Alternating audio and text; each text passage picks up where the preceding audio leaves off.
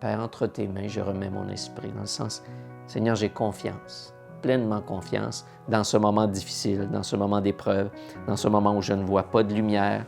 Je suis convaincu que tu ne m'abandonnes pas et que tu es là. Bonjour à chacun de vous, bienvenue pour l'écoute de ce commentaire en ce dimanche des rameaux que nous avons vécu hier. D'abord, les lectures sont pas mal chargées. On dirait que quand on vit cette célébration-là, après avoir lu les textes et précisément le texte de la Passion, il y a quelque chose qui s'installe. Il y a, sans dire une lourdeur, mais il y a quelque chose de signifiant, il y a quelque chose où on vient d'entrer dans un lieu d'intimité avec le Seigneur, rempli autant de violence et d'agressivité de la part des gens qui ont cherché à l'éliminer, que rempli d'amour et de bonté de la part du Seigneur. Et je retire une phrase de la lecture de la Passion, où est-ce que Jésus dit « Père, entre tes mains, je remets mon esprit ».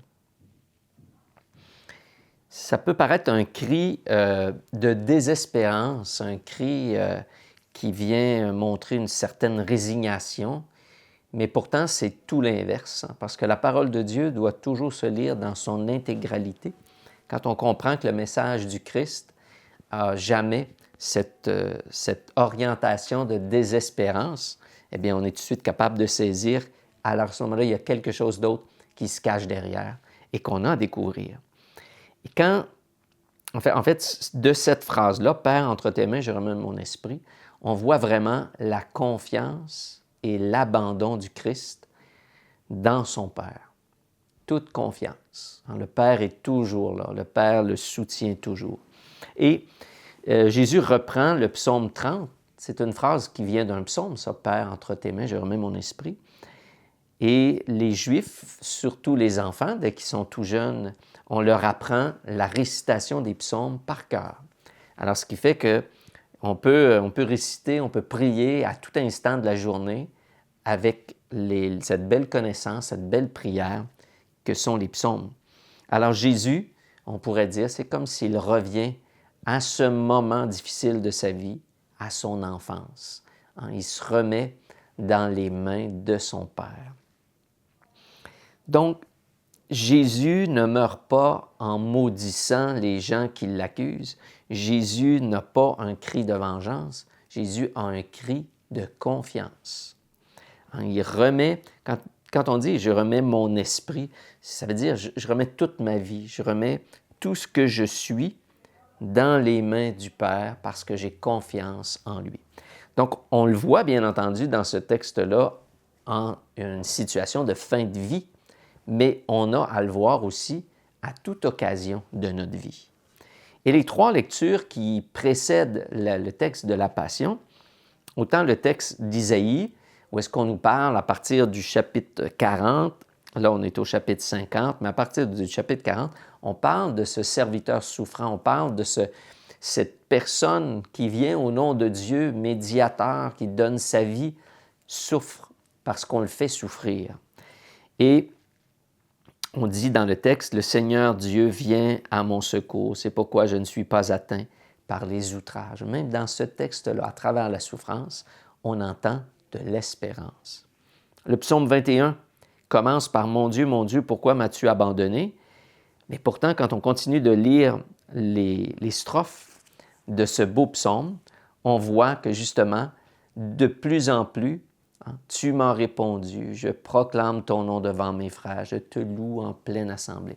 L'espérance est toujours à travers la souffrance.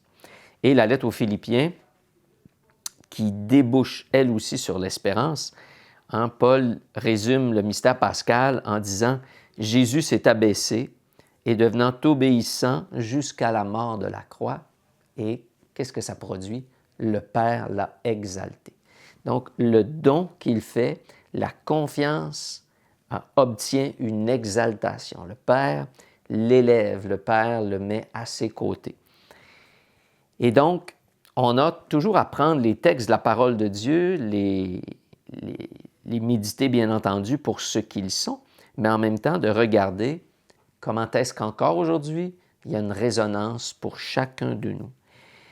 Donc, cette belle phrase de Jésus, « Père, entre tes mains, je remets mon esprit », on est invité à la faire nôtre, qu'elle devienne une phrase de prière cette semaine, aujourd'hui, qu'on puisse la redire le matin en se levant, le soir en se couchant, à travers notre journée, à travers des situations, des phrases qui nous montrent à l'intérieur de nous où on voit qu'il n'y a pas d'espérance des fois dans notre vie, des moments de découragement, des moments d'épreuve, des moments où des situations nous semblent sans issue, qu'on se tourne vers le Père en disant « Père, entre tes mains, je remets mon esprit », dans le sens « Seigneur, j'ai confiance, pleinement confiance dans ce moment difficile, dans ce moment d'épreuve, dans ce moment où je ne vois pas de lumière.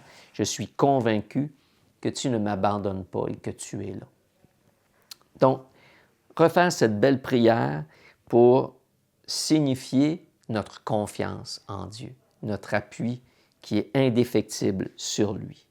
Donc, en ce dimanche des rameaux, avançons-nous avec le Christ en l'acclamant comme étant notre roi, notre sauveur, mais aussi en entrant dans la passion. Parce que notre vie n'est pas tout le temps seulement exaltation, plaisir, amusement.